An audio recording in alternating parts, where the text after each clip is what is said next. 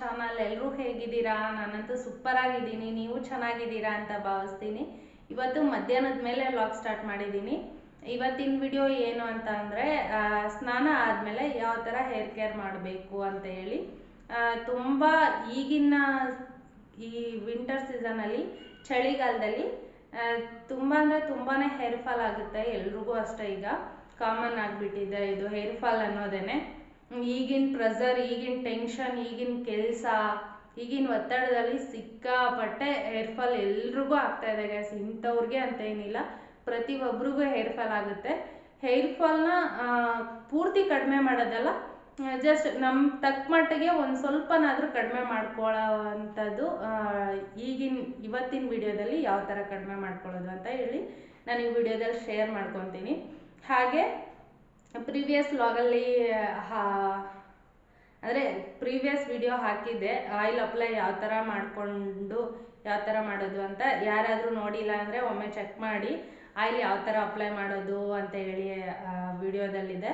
ಹಾಗೆ ಸ್ನಾನ ಆದಮೇಲೆ ನಾವು ಯಾವ ಥರ ಹೇರ್ ಲಾಸ್ ಆಗದಿರ ನೀಟಾಗಿ ಯಾವ ಥರ ಹ್ಯಾಂಡಲ್ ಮಾಡಬೇಕು ಹೇರ್ ಫಾಲ್ ಆಗ್ದಂಗೆ ಅಂತ ಹೇಳಿ ಈ ವಿಡಿಯೋ. ಗೈಸ್, ನಾನು ಸ್ನಾನ ಮಾಡಿ ಆಲ್ರೆಡಿ ಒಂದು 10 ಮಿನಿಟ್ಸ್ 15 ಮಿನಿಟ್ಸ್ ಆಗಿದೆ. ಇನ್ನೂ ಟವಲ್ ಬಿಚ್ಚಿಲ್ಲ. ಟವಲ್ ಡ್ರೈ ಮಾಡೋಣ ಅಂತ ಹೇಳಿ. ಬಿಸಿಲಿಗೆ ಒಣಗಿಸ್ಕೋಬೋದು, ಬಟ್ ಈಗ ಬಿಸಿಲು ಅಷ್ಟಾಗಿ ಇಲ್ಲ. ಹಾಗಾಗಿ ಟವಲ್ ಡ್ರೈ ಮಾಡಿಕೊಂಡು ಹಾಗೆ ಸೆಲ್ಫ್ ಹೇರ್ ಸ್ಟೈಲ್ ಮಾಡ್ಕೊಳ್ಳೋಣ. ಹಾಗೆ ಸಿಂಪಲ್ಲಾಗಿ ಯಾರಾದರೂ ಹೊರಗಡೆ ಹೋಗುವಾಗ ಸೆಲ್ಫ್ ಹೇರ್ ಸ್ಟೈಲ್ ಯಾವ ಥರ ಮಾಡ್ಕೊಳ್ಳೋದು ಅಂತೇಳಿ ನಾನು ಈ ವಿಡಿಯೋದಲ್ಲಿ ನಿಮಗೆ ತೋರಿಸ್ಕೊಡ್ತೀನಿ. ಟವಲ್ ಡ್ರೈ ಮಾಡಿಕೊಂಡು ನಾನು ಯಾವ ಥರ ಮಾಡ್ತೀನಿ ಅಂತ ಹೇಳಿ ತೋರಿಸ್ತೀನಿ. ಬನ್ನಿ ಹೋಗೋಣ ಗೈಸ್. ಈಗ ಒಂದು 15 ಮಿನಿಟ್ಸ್ ಆಗಿದೆ. ನಾನು ಆಲ್ರೆಡಿ ಸ್ನಾನ ಮಾಡಿ ಆವಾಗಲೇ ಹೇಳಿದೆ. 15 ಮಿನಿಟ್ಸ್ ಆರ್ 20 ಮಿನಿಟ್ಸ್ ಆದಮೇಲೆ ಟೈಮ್ ಇದ್ದರೆ ಮನೇಲಿ ಇರುವಾಗ ಅಷ್ಟೇ ಈ ಪ್ರೊಸೀಜರು. ಇನ್ನು ಆಫೀಸ್ಗೆ ಹೋಗೋರೆಲ್ಲ ಬೇರೆ ಥರ ನಾರ್ಮಲ್ ಯಾವ ಥರ ಮಾಡ್ಕೊಡ್ತೀರಾ ಹಾಗೆ ಮಾಡ್ಕೊಳ್ಳಿ, ಬಟ್ ಹ್ಯಾಂಡಲ್ ಮಾಡಿ ಸ್ಮೂತಾಗಿ ಅಂತ ಹೇಳ್ತೀನಿ. ನೋಡಿ, ಈ ಥರ ಇನ್ನೂ ಸ್ವಲ್ಪ ಒದ್ದೆ ಇದೆ. ಇವಾಗ ನಾವು ಬೇರೆ ಟವಲ್ ತಗೊಳ್ಳೋಣ, ಇನ್ನೊಂದು ಡ್ರೈ ಟವಲ್ಲು. ನಾವು ಟವಲಲ್ಲೇ ಹೇರೆಲ್ಲ ಡ್ರೈ ಮಾಡ್ಕೊಳ್ಳೋಣ ಗೈಸ್. ನೀಟಾಗಿ ಸ್ಮೂತಾಗಿ ಒರೆಸ್ಕೊಬೇಕು. ತುಂಬ ರಫಾಗೆಲ್ಲ ಹ್ಯಾಂಡಲ್ ಮಾಡಬಾರ್ದು, ಯಾಕೆಂದರೆ ನಾವು ರಫಾಗಿ ಹ್ಯಾಂಡಲ್ ಮಾಡೋದ್ರಿಂದ ಅದರಲ್ಲೇ ಸಿಕ್ಕಾಪಟ್ಟೆ ಹೇರ್ ಫಾಲ್ ಆಗುತ್ತೆ. ಹಾಗಾಗಿ ಸ್ಮೂತಾಗಿ ಒರೆಸ್ಕೊಬೇಕು ಗೈಸ್ ಹೇರ್ ಮಾತ್ರ. ಅಷ್ಟೇ, ಸ್ನಾನ ಮಾಡೋವಾಗ ಅಷ್ಟೇ ಸಿಕ್ಕಾಪಟ್ಟೆ ಬಿಸಿ ನೀರೆಲ್ಲ ಯೂಸ್ ಮಾಡಬಾರ್ದು. ಉಗುರು ಬೆಚ್ಚಗೆ ಅಂತೀವಲ್ಲ, ಅಷ್ಟು ಬಿಸಿ ಇದ್ದರೆ ಸಾಕು. ತುಂಬ ಬಿಸಿ ನೀರು ಯೂಸ್ ಮಾಡಿದ್ರೂ ಹೇರ್ ಫಾಲ್ ಆಗುತ್ತೆ. ನೋಡಿ, ಈ ಥರ ನಿಧಾನಕ್ಕೆ ಟವಲಲ್ಲೇ ಒತ್ಕೋಬೇಕು. ಆವಾಗ ನಾವು ಊರಲ್ಲಿದ್ದಾಗಾದರೆ ಈ ಥರ ಎಲ್ಲ ಒರೆಸ್ಕೋತಿರ್ಲಿಲ್ಲ ಬಿಡಿ. ನಮ್ಮಮ್ಮ ಆದರೆ ಕೊಡ್ಬೋದು, ಯಾವ ಥರ ಅಂದರೆ ಟವಲಲ್ಲಿ ಸುತ್ತ ಕೊಡ್ಕೊತೀವಲ್ಲ ಆ ಥರ. ಮತ್ತು ಆಗಿನ ಕಾಲದಲ್ಲಿ ಒಂದು ಕಡ್ಡಿ ತಗೊಂಡು ರಪ ಅಂತ ಕೂದಲಿಗೆ ಬಾರಿಸ್ಕೊಳ್ಳೋದು, ಬೇಗ ಆರಲಿ ಅಂತೇಳಿ ಅವಾಗಿನ ಪ್ರೊಸೀಜರ್ ಆಗಿತ್ತು. ಬಟ್ ಅವಾಗಾದರೆ ಇಷ್ಟೊಂದು ಹೇರ್ ಫಾಲ್ ಆಗ್ತಿರ್ಲಿಲ್ಲ. ಆಗಿನ ಫುಡ್ಡಿಗೂ ಊರಿನ ನೀರಿಗೂ ಮತ್ತು ಇಲ್ಲಿ ಸ್ನಾನ ಮಾಡೋ ಹೀಟರು ಅಥವಾ ಗೀಝರು ಯಾವುದೇ ಆಗಿರ್ಬೋದು, ಕರೆಂಟ್ದು, ಅಲ್ಲಿ ಸೌದೆ ಒಲೆಯಲ್ಲಿ ಕಾಯಿಸಿ ಉಯ್ಕೋತಿದ್ದು ನೀರೆಲ್ಲ. ಅವಾಗೆಲ್ಲ ಏನೂ ಹೇರ್ ಫಾಲ್ ಆಗ್ತಾ ಇರಲಿಲ್ಲ ಅಷ್ಟೊಂದು. ಬಟ್ ಈಗಿನಗೂ ಆಗೂ ಕಂಪೇರ್ ಮಾಡಿದ್ರೆ ಈಗಿನ ಸ್ವಲ್ಪ ಇದು ಟವಲಲ್ಲೇ ಲೈಟಾಗಿ ಡ್ರೈ ಮಾಡ್ಕೊಳ್ಳೋಣ. ನೋಡಿ, ನೀಟಾಗಿ ಒರೆಸ್ಕೊಂಡ್ಬಿಟ್ಟು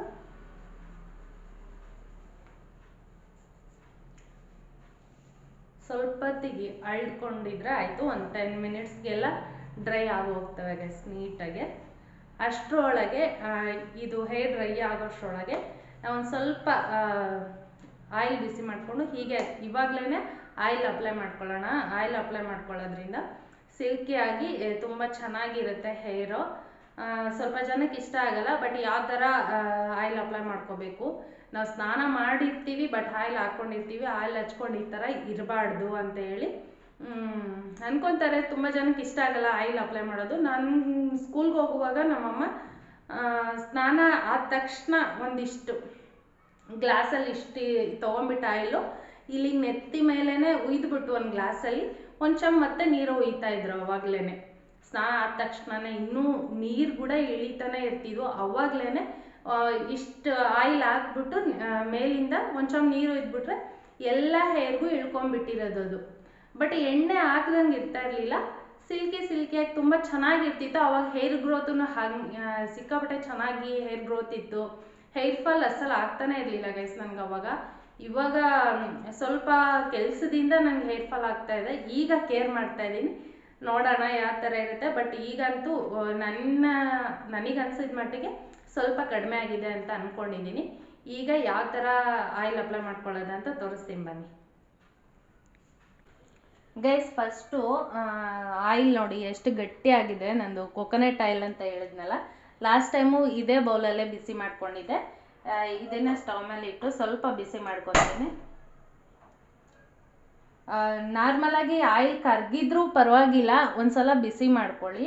ಸ್ವಲ್ಪ ಬಿಸಿ ಇದ್ದರೆ ಸಾಕು, ತುಂಬ ಬಿಸಿ ಎಲ್ಲ ಮಾಡ್ಕೊಳಕ್ಕೆ ಹೋಗಬೇಡಿ. ಅದು ಮುಟ್ಟಿದ್ರೆ ನೋಡಿ ಕರ್ಗೈತೆ. ಇಷ್ಟು ಬೇಗ ಅದು ಫುಲ್ ಇದಾಗೋಗಿದೆ. ಸ್ವಲ್ಪ ಬಿಸಿ ಆದರೆ ಸಾಕು, ಕರಗ್ಬಿಡುತ್ತೆ ನೋಡಿ. ಕರಗಿದೆ ಸಾಕು. ಇಷ್ಟಿದ್ರೆ ಸ್ವಲ್ಪ ಜಾಸ್ತಿ ಬಿಸಿ ಇದೆ ಗೈಸ್. ಸಾರ್ಲಿ ಹಿಂಗೆ ಹಚ್ಕೊಂಡ್ಬಿಟ್ರೆ ಆಮೇಲೆ ತಲೆಗಿರೋ ಕೂದಲೆಲ್ಲ ಸುಟ್ಟೋಗ್ಬಿಡ್ತವೆ. ಸ್ವಲ್ಪ ಹೊತ್ತು ಗಾಳಿಗಿಡ್ತೀನಿ ಆರ್ಲಿ ಅಂತ. ಗೈಸ್ ಆಯಿಲ್ ಆರಿದೆ ನೋಡಿ, ಕೈ ಇಡ್ಬೋದು ಅಷ್ಟು ಬಿಸಿ ಇದೆ. ಲೈಟಾಗಿ ಆಲ್ಮೋಸ್ಟ್ ಆರಿದೆ. ಈಗ ಫಸ್ಟು ಒಂದು ಸ್ವಲ್ಪ ತಗೊಂಡು ಇಲ್ಲಿಗೆ ಹಚ್ಕೊಳ್ಳೋಣ. ಸ್ವಲ್ಪ, ಜಾಸ್ತಿ ಬೇಡ. ಈಗ ಲೈಟಾಗಿ ಸ್ವಲ್ಪ ತಗೊಂಡ್ಬಿಟ್ಟು ಹೇರ್ಸ್ಗಷ್ಟೆ ಎರಡೂ ಕೈಯಲ್ಲಿ ಹೀಗೆ ಮಾಡ್ಕೊಳ್ಳೋಣ.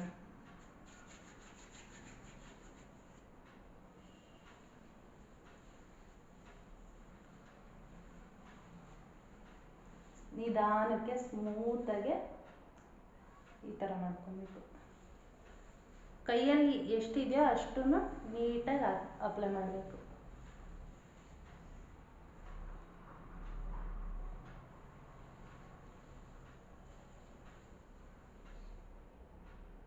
ನೋಡಿ, ಏನಾದರೂ ಸಿಕ್ಕಿದ್ರೆ ಹೀಗೆ ಇವಾಗಲೇ ಬಂದುಬಿಡುತ್ತೆ.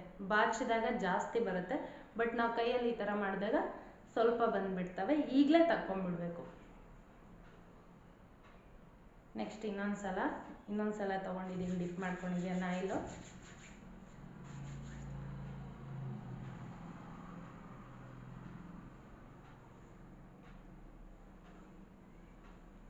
ಹೇರ್ಸಿಗೆ ಅಷ್ಟೇ ಗೈಸ್, ರೂಟ್ಸ್ಗೆಲ್ಲ ಬೇಡ, ಹೇರಿಗೆ ಮಾತ್ರ. ನಾನು ನೆಕ್ಸ್ಟ್ ಒನ್ ಡೇ ಬಿಟ್ಟು ಅಪ್ಲೈ ಮಾಡ್ತೀವಲ್ಲ, ಆವಾಗ ನಾವು ರೂಟ್ಸ್ಗೆ ಅಪ್ಲೈ ಮಾಡ್ಕೊಳ್ಳೋಣ. ಇಷ್ಟು ಗೈಸ್. ಈಗ ಫುಲ್ ಆಯಿಲ್ ಅಪ್ಲೈ ಆಗಿದೆ. ಸ್ವಲ್ಪ ಲೈಟಾಗಿ ಒಂದು 2 ಟೈಮ್ಸ್ ಕೈಗೆಲ್ಲ ಫುಲ್ ಡಿಪ್ ಮಾಡಿಕೊಂಡು ಹೇರಿಗೆ ಹಚ್ಕೊಂಡಿದ್ದೀನಿ ನೋಡಿ. ಈ ಥರ ಕಾಣ್ತಾ ಇದೆ. ಈಗ ಈ ಥರ ಕೂಮ್ ತಗೋಬೇಕು. ನಾನು ಪ್ರೀವಿಯಸ್ ವ್ಲಾಗಲ್ಲಿ ಹೇಳಿದ್ದೆ, ಈ ಥರ ಕೂಂಬಲ್ಲಿ ಬಾಚ್ಕೊಂಡ್ರೆ ತುಂಬ ಹೇರ್ ಉದ್ರೋದಿಲ್ಲ ಅಂತ ಹೇಳಿದ್ದೆ. ಫಸ್ಟು ನಾವು ದೊಡ್ಡದ್ರಲ್ಲಿ ನೀಟಾಗಿ ಎಲ್ಲನೂ ಸಿಕ್ಬಿಡಿಸ್ಕೋಬೇಕು.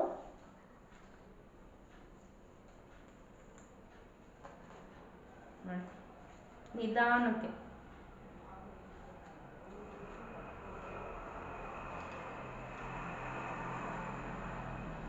ಸ್ವಲ್ಪ ಕೂದಲಿಗೆ ಸ್ನಾನ ಆದಮೇಲೆ ಈ ಥರ ಆಯಿಲ್ ಅಪ್ಲೈ ಮಾಡೋದ್ರಿಂದ ತುಂಬ ಸಿಕ್ಕಿರೋದಿಲ್ಲ ನೋಡಿ. ಸ್ಮೂತಾಗಿ ಬಂದ್ಬಿಡುತ್ತೆ. ಎಲ್ಲ ಬಾಚಿ ಸಿಕ್ಕೆಲ್ಲ ತೆಗೆದ್ರು ಇಷ್ಟು ಬಂದಿದೆ ಗೈಸ್. ನನಗೆ ಇಷ್ಟು ಬರ್ತಿರ್ಲಿಲ್ಲ ಗೈಸ್, ನನಗೆ ಇಷ್ಟಿಷ್ಟು ಉದುರುತ್ತಿದ್ದು. ಬಟ್ ಈ ಥರ ಟ್ರೈ ಮಾಡಿದಾಗ ಇಂದ ಇಷ್ಟು ಬರ್ತಾ ಇದೆ. ಫುಲ್ ಆಗೋಗಿದೆ, ಸಿಕ್ಕಿಲ್ಲ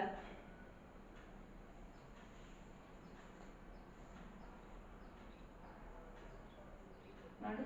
ಈ ಥರ ಎಲ್ಲೂ ಸಿಕ್ಕಿಲ್ಲ.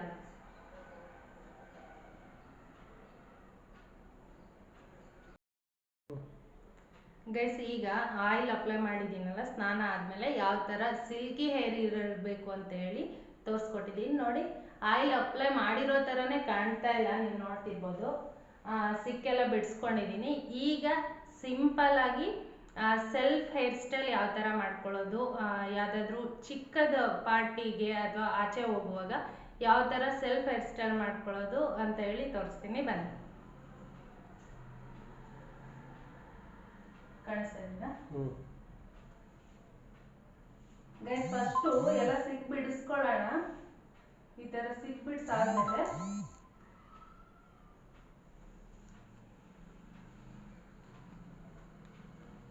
ನೋಡಿ, ನೀವು ಸ್ನಾನ ಆದಮೇಲೆ ಲೈಟಾಗಿ ಆಯಿಲ್ ಅಪ್ಲೈ ಮಾಡಿದ್ರೆ ಯಾವುದೇ ಥರ ಸಿಕ್ಕು ಬರಲ್ಲ, ಈ ಥರ ಹೇರ್ ಫಾಲೂ ಇರೋದಿಲ್ಲ ಗೈಸ್ ನೋಡಿ. ಈಗ ನಾವು ಮತ್ತೆ ಚಿಕ್ಕ ಬಾಚಣಿಗೆ ತಗೊಂಡು ಚಿಕ್ಕ ಕೂಮ್ ತಗೊಂಡು ಹೇರ್ ಸ್ಟೈಲ್ ಮಾಡ್ಕೊಳ್ಳೋಣ.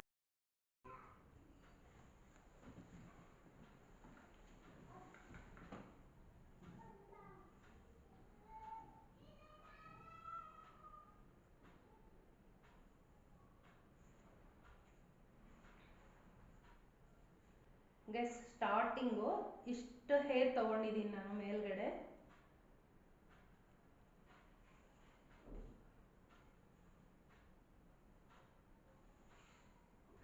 ನಾವು ನಾರ್ಮಲ್ ಆಗಿ ಬಫ್ ಹಾಕೊಳ್ಳೋಕೆ ತಗೊಂತೀವಲ್ಲ ಅಷ್ಟು.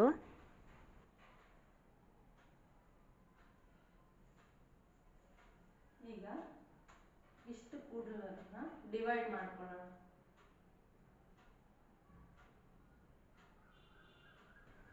ನಾರ್ಮಲಾಗಿ ನಾವು ಜಡೆ ಹಾಕೋತೀವಲ್ಲ ಆ ಥರ 3 ಎಳೆಯಾಗಿ ಡಿವೈಡ್ ಮಾಡಿಕೊಂಡು ಜಡೆ ಹಾಕೊಬೇಕು, ಒಂದು ಸ್ಟೆಪ್ಪು.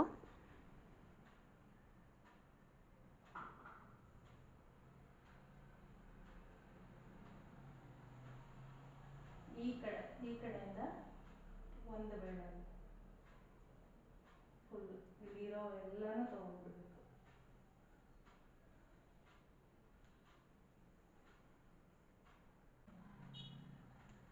ಈಗ ಈ ಸೈಡ್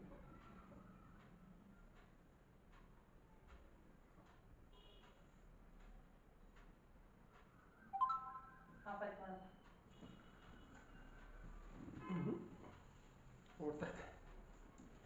ನೆಕ್ಸ್ಟ್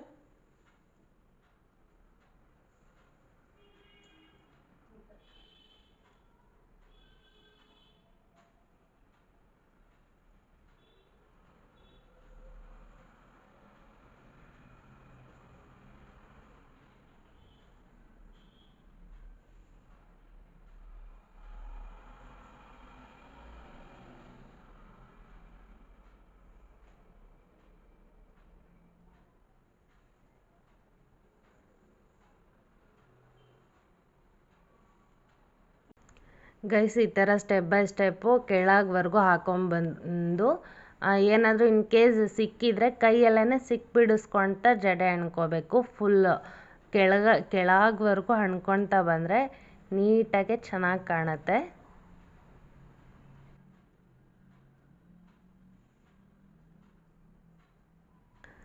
ನೋಡಿ. ಒಂದು ಸ್ವಲ್ಪನೂ ಬಿಡಬಾರ್ದು, ಕೆಳಗ್ವರೆಗೂ ಹಾಕಬೇಕು. ಹಾಗೆ ಸ್ವಲ್ಪ ಸ್ವಲ್ಪ ಕೂದಲು ತೊಗೊಬಾರ್ದು. ಎಷ್ಟು ಸಾಧ್ಯ ಆದರೆ ಕೈಗೆ ಎಷ್ಟು ಸಿಗುತ್ತೋ ನಾವು ಲೈನ್ ಹೇಳ್ಕೊಂಡಾಗ ಅಷ್ಟೂ ಹೇರ್ ತೊಗೊಳಕ್ಕೆ ಟ್ರೈ ಮಾಡಬೇಕು. ಆವಾಗಲೇ ಲೆವೆಲಾಗಿ ಚೆನ್ನಾಗಿ ಬರೋದು, ಹಾಗೆ ದಪ್ಪನೂ ಚೆನ್ನಾಗಿ ಬೀಳುತ್ತೆ ಜಡೆ. ನಮಗೆ ಬೇಕು ಅಂದರೆ ಫುಲ್ ಹಾಕ್ಕೋಬೋದು, ಇಲ್ಲ ಸಾಕು ಅಂತ ಹೇಳಿದ್ರೆ ಇಲ್ಲಿಗೇ ಬುಡದವರೆಗೂ ಹಾಕ್ಕೊಂಡು ಅಲ್ಲಿಗೊಂದು ಕ್ಲಿಬ್ಬನ್ನು ಹಾಕೋಬೋದು. ಈಗ ಬಿಡಿಸ್ಕೊತಾ ಇದ್ದೀನಲ್ಲ ಅಲ್ಲಿಗೇ ಸ್ಟಾಪ್ ಮಾಡಿಕೊಂಡು ಕ್ಲಿಬ್ ಹಾಕೋಬೋದು. ಇಲ್ಲ ನನಗೆ ಫುಲ್ ಜಡೆ ಇರಲಿ ಅಂತ ಅಂದರೆ ಫುಲ್ ಜಡೆ ಬೇಕಂದ್ರೂ ಹಾಕೋಬೋದು ಗೈಸ್. ಈ ಥರ ಇಲ್ಲಿಗೆ ರಿಬ್ಬನ್ ಹಾಕೋಬೋದು, ಬೇಕು ಅಂದರೆ, ಬೇಡ ಅಂದರೆ ಫುಲ್ ಹಾಕೋಬೋದು.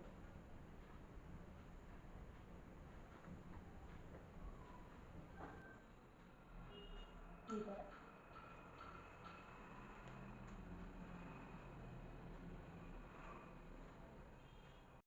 ಗೈಸ್, ಫೈನಲ್ ಲುಕ್ ಈ ಥರ ಬಂದಿದೆ.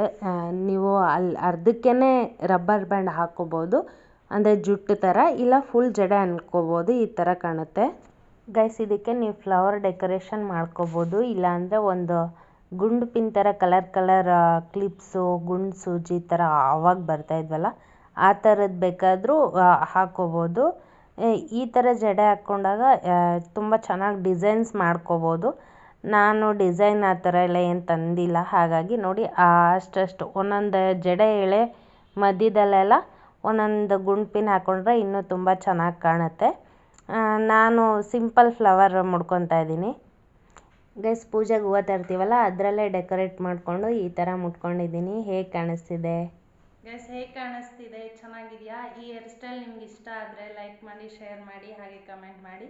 ಈ ವಿಡಿಯೋನ ಯಾರೆಲ್ಲ ಹೊಸ್ದಾಗಿ ನೋಡ್ತಾ ಇದ್ದೀರಾ ಪ್ಲೀಸ್ ಸಬ್ಸ್ಕ್ರೈಬ್ ಮಾಡ್ಕೊಂಡು ಸಪೋರ್ಟ್ ಮಾಡಿ ಅಂತ ಕೇಳ್ಕೊತ ಈ ವಿಡಿಯೋಗೆ ಎಂಡ್ ಮಾಡ್ತಾ ಇದ್ದೀನಿ. ನಾಳೆ ಹೊಸ ವಿಡಿಯೋದೊಂದಿಗೆ ನಿಮ್ಮ ಮುಂದೆ ಬರ್ತೀನಿ. ಅಲ್ಲಿವರೆಗೂ ಕೀಪ್ ವಾಚಿಂಗ್, ಟೇಕ್ ಕೇರ್, ಬಾಯ್.